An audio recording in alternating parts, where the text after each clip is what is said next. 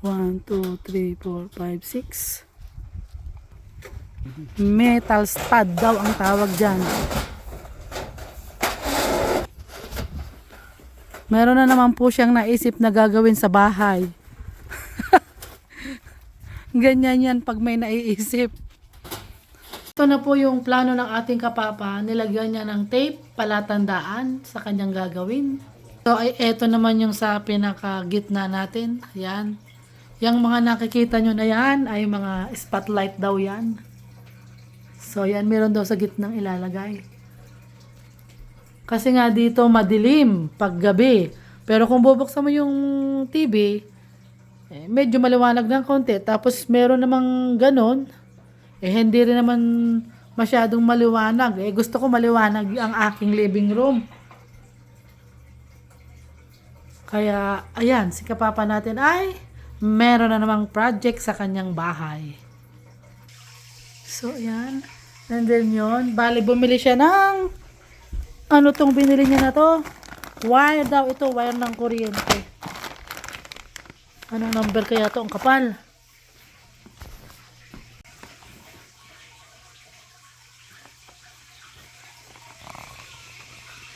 Anong tawag dyan, kapapa? Pressure line level. Wow, ang galing pala niyan. Laser level. So, ayan, laser line pala ang tawag dyan. Yan. Hello mga kamama, good morning. Maglalagay na po tayo ng eto, yung ilalagay ng ating kapapa. Tutulungan natin kasi wala tayong pasok. Ayan yung living room natin, walang ilaw. Wala kahit isang ilaw. Ang ilaw lang ay dito sa pasukan. Hindi ako sanay kasi sa Pilipinas sa atin, ang mga living room ay kailangan talaga may mga ilaw. Dito sa Canada, mostly ang living room walang ilaw. Pero yung mga bagong bahay ngayon, meron na siguro. Pero itong mga build ng 1975, 80s, yan, yung mga living room, walang mga ilaw. Kasi ayaw nila ng ilaw kasi TV lang yung nagpapaliwanag sa kanila. Gusto nila dim pag nanonood ng telebisyon. Ako ay Pinoy. Ayaw ko ng madilim sa living room.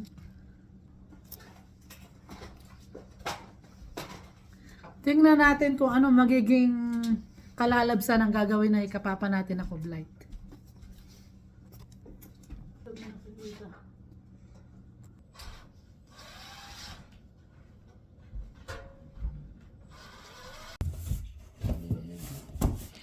Oy, ganun pala sa taas. Pwede pasilip pa? Ay, ito may hawak ako sisilipin ko lang sa taas. Anak, tinawag, silipin mo yung itaas. Parang ano siya. Open siya. Nakamadulas yung hagdan Ayun o.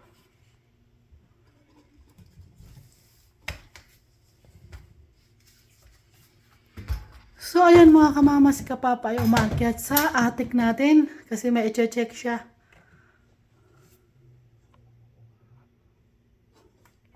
Yung mga pamakuan i-check niya kasi mahina yung sensor yung kanyang ginagamit na para malaman kung saan pwede magpako. At dyan din siya aakyat kapag mag-aayos siya ng kuryente. Gagapangin niya yan mula yun doon sa ilalagyan niya. Ala, ganito pala sa bubong. May nahuhulog na. Oo nga, kaya it's okay anak. Walang asbestos to anak. Na-check na to ng inspector. So yung si kapapa natin gumagapang sa gumagapang. Ganito pala yung ilalim nito. Hindi naman pala masyadong Kala ko masikip. Malawak pala. Malamig anak dito, ha? Aba, why? So yun ang kapapa natin. Ito pala yung itsura ng Meron pong mga ano bang tawag dito pang sa pa sa lamig. Kaya kung wala pala talaga nito, ito yung nakalagay na to, malamig pala talaga. Kasi yung hangin no, na nagmumula dito sa pinakabubong, medyo malamig siya. So, may ganito siya para hindi pumasok yung lamig sa loob ng bahay. So yun, ang kapapa natin nakagapang sa dulo. May sinusukat siya. Bago tayo, mga kamamaray ko. Nakawa kami yung hagdan, please. Nakatakot. Ang pangit naman ang hagdan na to. Ang pangit tungtungan. Bilog. Dapat medyo malapad para komportable kang umakya o tumungtong. Na, ito, pabilog siya. Ang hirap tungtungan. Dapat palapad, medyo malapad. Para ano siya. Pag tinungtungan mo, easy lang. Parang mga bago pa yung kahoy, ano? Tagal na nito, 1978 naman to binild eh. Hindi pa naman old. Hindi naman siya consider sa old house.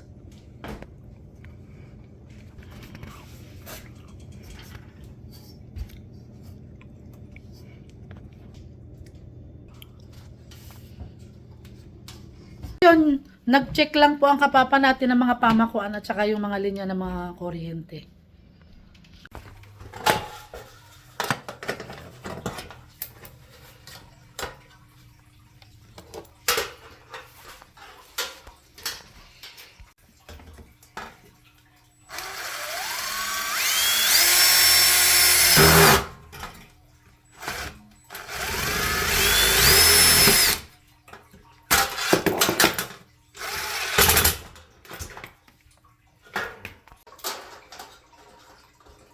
Yung kipor lang.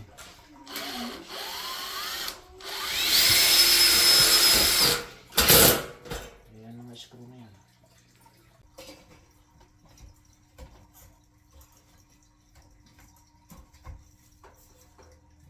Mali na naman eh. Wait.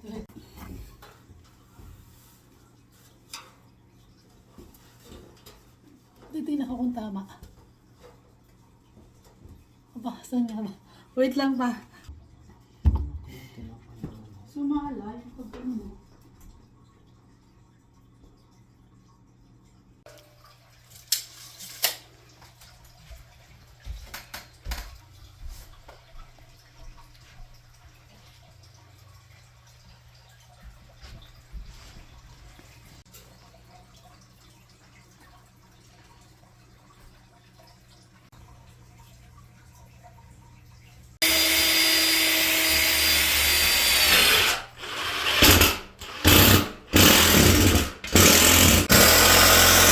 So ayan, dalawa na lang po ang ikakabit ng kapapa natin. Isa doon at isa doon.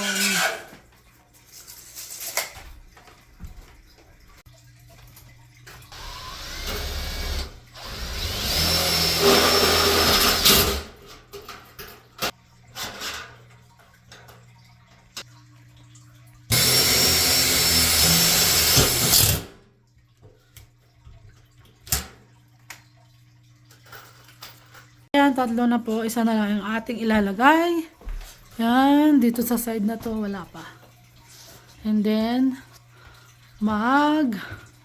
lalagay na si kapapa ng mga linya ng mga kuryente. Yung paglalagyan niya ng mga ilaw. So, nandito tayo sa Home Depot at tumitingin tayo ng mga ilaw na nababagay doon sa ginagawa ng ating kapapa.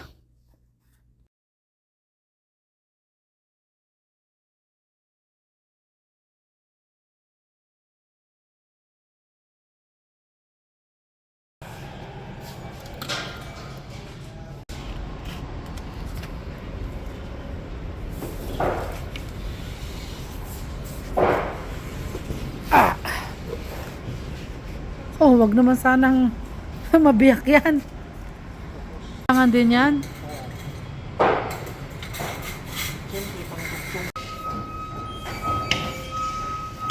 Yung last na ikakabit ni kapapa natin na paglalagyan ng ilaw.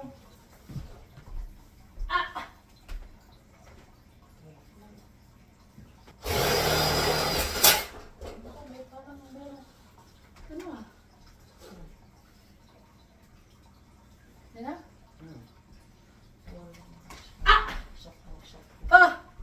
ayan mga kamama, nakita nyo, square na siya. Pero marami pa pong gagawin si Kapapa dyan. Yan lang po yung unang ano niya, proseso ng pagkakabit ng cube light.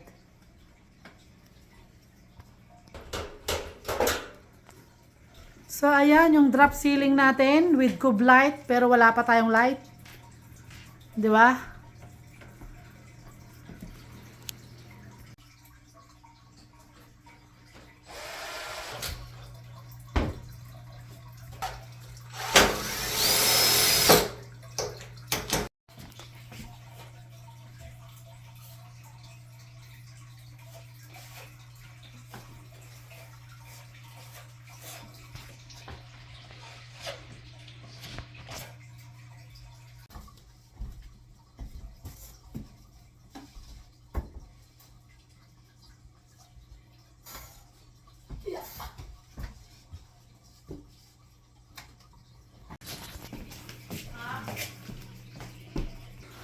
So, maglalagay ni si Kapapa natin ng kokobera na niya to. Yan. And then, pintura. Bale yan, may mga gilid-gilid na siya. Nakita nyo. Pininturahan niya na yan. Ang wala na lang dito. Yan. Pag kaya na pinturahan niya na lahat yan, nalagyan na nito. Kanyang sinusukat na to. Yung huling gagawin niya ay yung maglalagay na siya ng cube light. So, yan. Mukhang nagkakalinaw na, natabunan na ng ating Kapapa. Oh, wow, bumabagay na Kapapa. Kulang na lang ng kulay. Mamasilyahin pa ni Kapapa. Kukulayan at saka tayo maglalagay ng cube light mga kamama. Excited na po ako sa mangyayari kung anong kulay.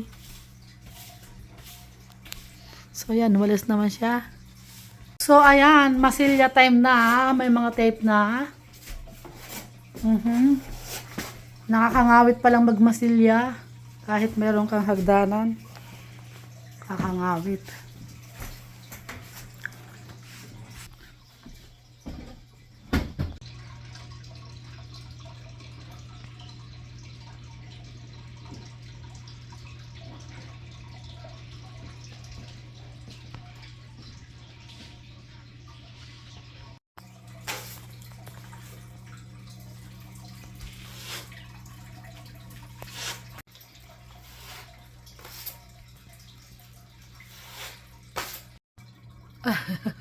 So ayan, tapos na pong masilyahin at nakuskus na po ng ating Kapapa. Bale, ang susunod po dyan ay pipinturahan niya na ng white. Wala pa pong pintura yan pero mukhang napakaganda na. So yan, makikita na natin ang outcome. So ayan, nabutasan na ni Kapapa yung lalagyan niya ng mga ilaw. So yan, minamano-mano niya lang ang butas kasi meron siyang pangbutas na bilog, kaya lang yung size iba. Kaya hindi siya bumili ng tamang size para dyan. So minanual na lang niya ng ganyan. So ayan, natapos na nating butasan ang bawat mga kanto, mga kamama. Ayan, 4 lang po ang ilalagay nating ilaw dyan at isa sa center. Kasi masyadong mahal ang ilaw kapag maglagay pa tayo sa middle. Napakamahal po ng ilaw. So ayan, nakita nyo, pintura na po ang ginagawa ng Kapapa natin ngayon.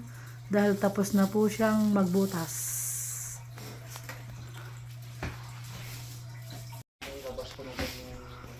Yan yung para sa bubo, sa loob. Sa ano, yung wire, yan ako na ilulusot. Okay. Magbubutas po ang Kapapa natin kasi diyan daw po niya ilulusot yung wire. Galing sa kisame natin sa loob.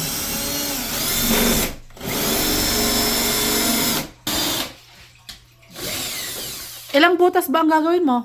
Lahat yan,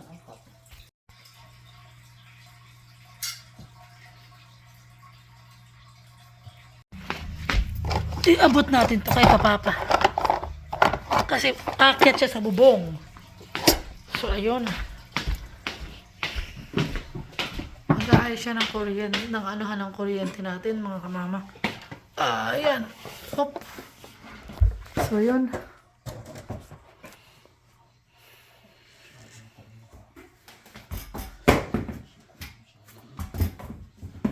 Ingat ka, Papa.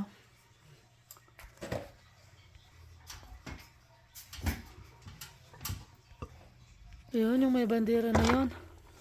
Yung tinusukan. Siguro yan yung ano, dito sa pinakakanto. Na? Wala yan.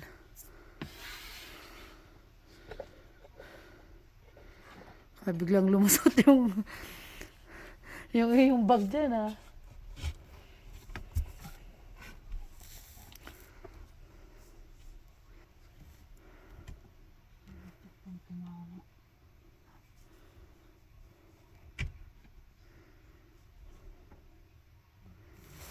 So, yun yung kapapa natin. Babantayan natin.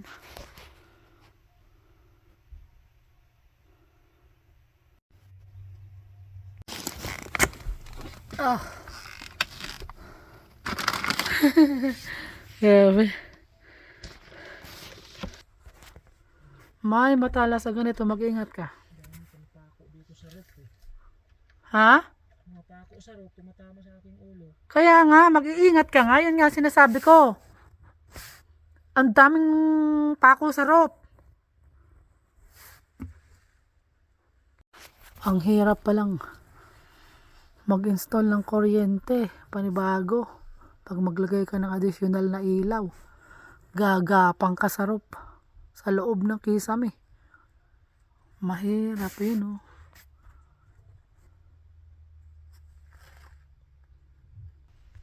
Kakamama, nandito tayo sa taas, oh. Hindi tayo pwedeng doon. Si Kapapa lang pwede doon. Hindi tayo pwede doon. Siya lang doon. Dito lang tayo nakabantay. Nakakabantay lang tayo sa kanya.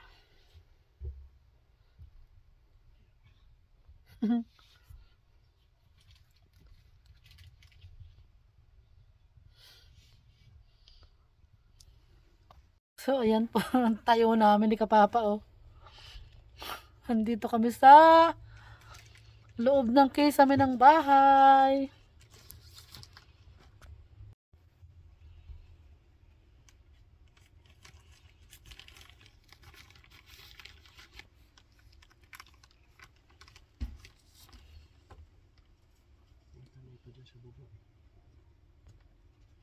Ha?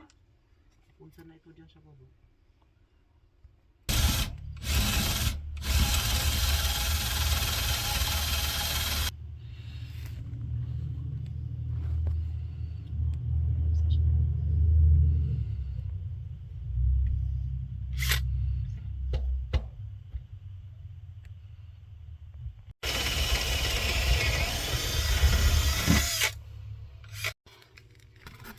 Wala tandaan. Nalagyan ni Papa kanina. Hulugin muna natin dyan. Hey! Tapos aakyat ka na, maglalagay ka ng pamakuan. Tapos ka na. Sa mga wiring. Hindi pa. Hindi, I mean, nailusot mo na lahat. Hindi pa. Ah. Nandun pa mamaya pa. Magbutas pa niya sa dingding eh. Aba, papasok na ako eh. Akin na yung ano.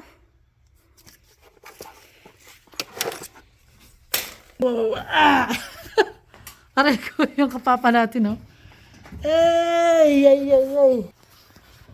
Grabe na itets. Ouch. Ouch. Ay, grabe pagod ka. Mga kamama na. Pakahirap palang mag-install ng kuryente. Kasi nga, dahil dito sa ng kapapa natin, ay napakadaming ilaw. Kailangan tulungan dahil delikado. Baka mahulog eh. Siyempre dapat may helper. So yan. Hoop. Ayun na. Bababa na po ang kapapa. Kukuha ng 2x2. Kaya pala mahal ang mga karpintero dito. At saka yung mga electrical o electrician. Ay napakahirap palang gumapang sa bubong. Gagapangin mo yung roof, yung pinakakisame. Nakita nyo naman ang laman noon. Parang mga, may tawag doon. Ewan ko, parang mga bulak-bulak. May tawag daw doon. Para hindi makalabas yung mga lamig. Pang trap sa lamig. So, ayan na po yung binutasan ni Kapapa na ilusot niya na po yung mga wiring natin. Ayan o. Eh, dito sa gitna pa? Wala pa pala dito sa pinaka-center. Ito yung bawat apat mayroon ang nakalawit. So, ito, ayan. Ay, nakalawit na po. Pakahirap din palang gumawa ng mga ganitong mga ilaw-ilaw dito.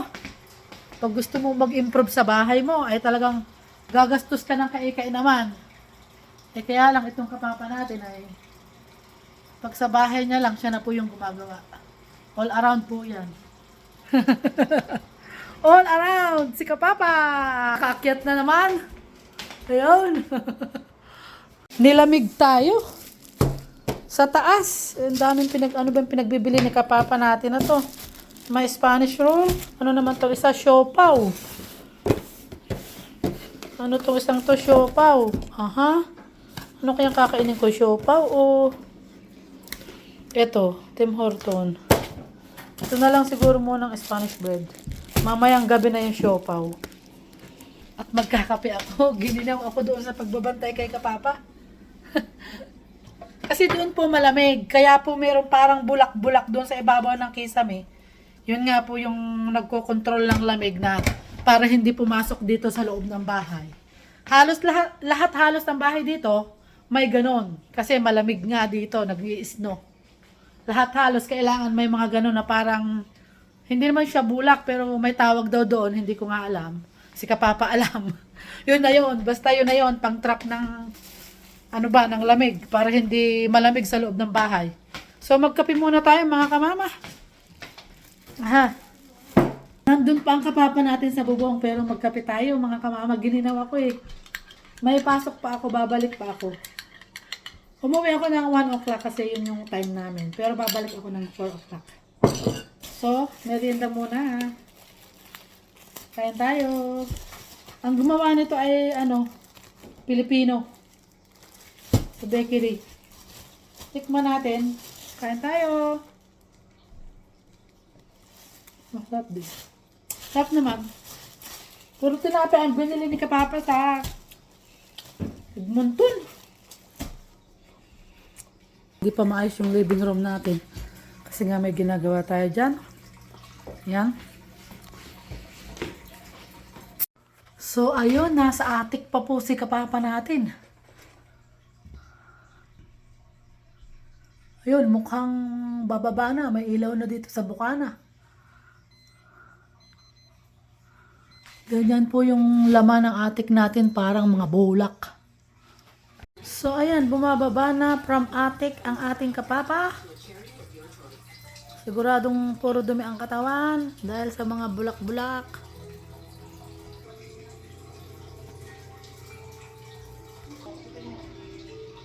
Pa natin.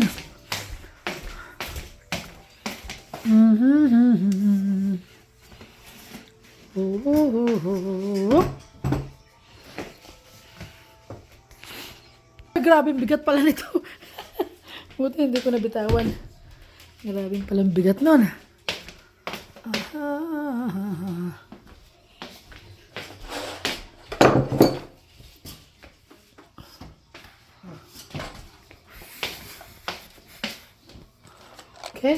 Okay. So, yun. Ayos. So, ayan mga kamama, nag-wiring na po ang ating Kapapa. Kasi yung kanina po, yung inakyat niya sa attic, inilusot niya yung mga wiring. So, ngayon, nagkakabit na siya. Bali, ito, tapos na. Ito na tayo sa pangalawa. And then yun, hindi pa tapos. Aha. And then sa middle.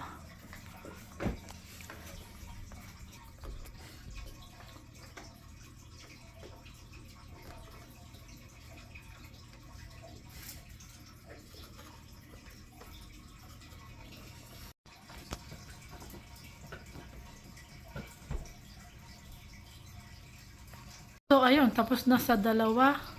Aha, nandito na tayo.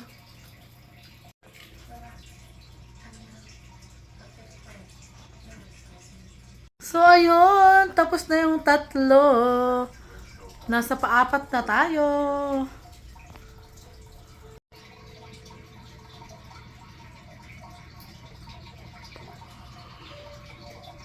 Kaya nga. Yung ako, parang, saan ba yung box? Mga kamama, natapos na ng kapapa natin ang in-install niyang mga switch ng ating mga cob light. So, ayan, may ilaw na yung center natin. Bali yung ating mga spotlight naman ay 4 lang. Yan, nababago yung kulay. So, yun yung ating center light. Pero yung cob light natin hindi pa na-install pero naka-ready na. Ito, ano pa lang po siya ng mga switch. Kunting-kunti na lang po, patapos na yung ating cob light. Mga kamama, ipapakita ko sa inyo ngayon yung cob light na ginawa na ating kapapa. Tapos na siya. Kunting-kunti na lang ang kulang kasi. So, yan, lalagyan pa ni kapapa yan ng cover dyan kasi nga binutasan niya ng malaki dahil hindi niya mailalagay yung eto. So, yan, ipapakita ko sa inyo ang Jaran! Yan na yung cob light natin. Wow na wow! See? Eto yan. Nakita nyo yan, mga kamama?